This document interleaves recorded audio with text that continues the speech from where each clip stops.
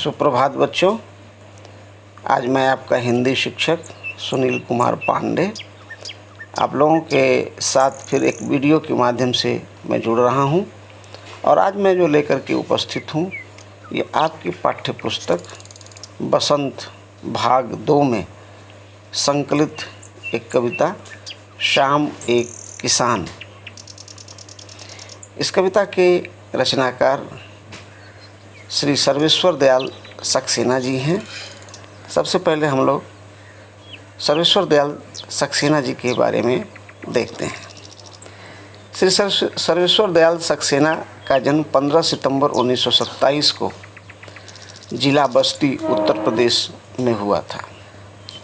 इनकी कुछ प्रमुख कृतियां हैं: काठ की घंटियां, बांस का पुल, गर्म हवाएं, एक सूनी नाव, कुआनो नदी। विविध कविता संग्रह जिसमें खूंटियों पर टंगे लोग के लिए इनको साहित्य अकादमी पुरस्कार सहित अन्य प्रतिष्ठित सम्मान से विभूषित किया जा चुका है।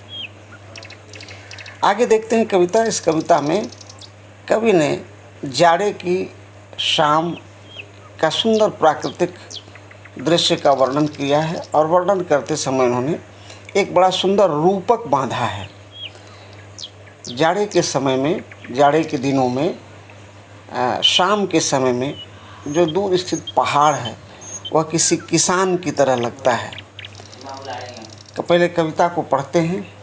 आकाश का साफा बांधकर सूरज की चिलम खींचता बैठा है पहाड़, घुटनों पर पड़ी है नदी चादर सी, पास ही दहक रही है पलाश के जंगल की अंगीठी, अंधकार दूर पूर्व में सिमटा बैठा है भेड़ों के गल्ले सा।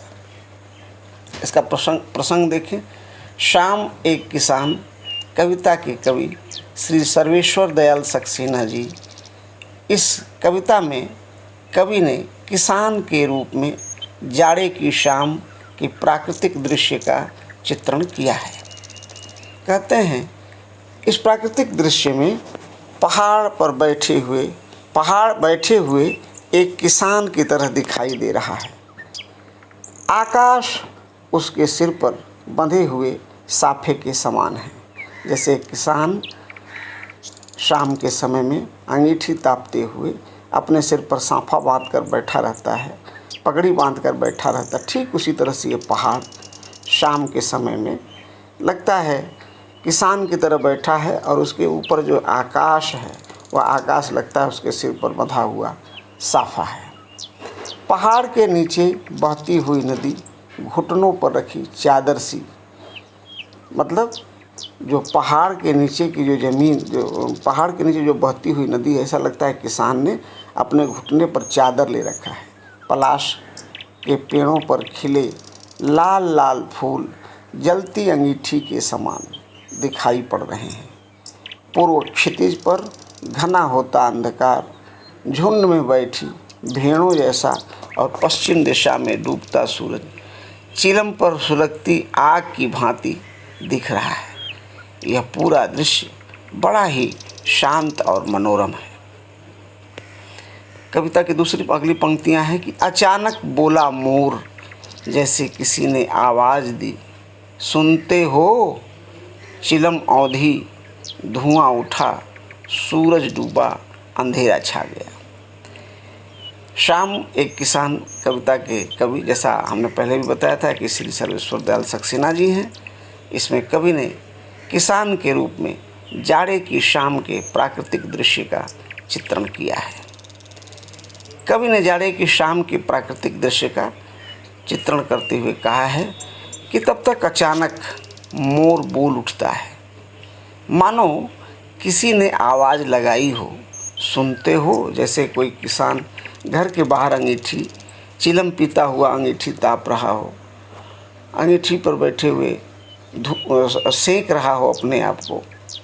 तब तक उसके घर से उसकी गृहिणी आवाज़ लगाती है, सुनते हो। इसके बाद यह दृश्य घटना में बदल जाता है। चिलम उलट जाती है, मतलब सूर्य जो है पहाड़ के नीचे आ जाता है, आग बुझ जाती है, अंधेरा होने से पलाश की लालिमा ख़त्म हो जाती है और चारों तरफ धुआं उठने लगता है, धुंध छा जाता है, सूरज डूब जाता है, शाम ढल जाती है और रात का अंधेरा छा जाता है। तो एक तरह से इस कविता के माध्यम से बड़ा सुंदर शब्द चित्र कवि ने बनाया है। शब्दों के माध्यम से एक घटना, एक दृश्य का चित्रण किया है उन्होंने, और यह अद्भुत काव्य कला है। इसी प्रकार से ये कविता का भावार्थ और सरलार्थ मैंने आपको बताया, और आप इसको पढ़ें, सुनें, हमारा वीडियो ये देखें। अगर कोई आपको समस्या होती हो तो आप हमें किसी भी समय टेलीफोन करके और अपना डाउट क्लियर कर सकते हैं। सुरक्षित रहें, घर में रहें और अपने स्वास्थ्य का ध्यान रखें। बहुत बहुत धन्यवाद।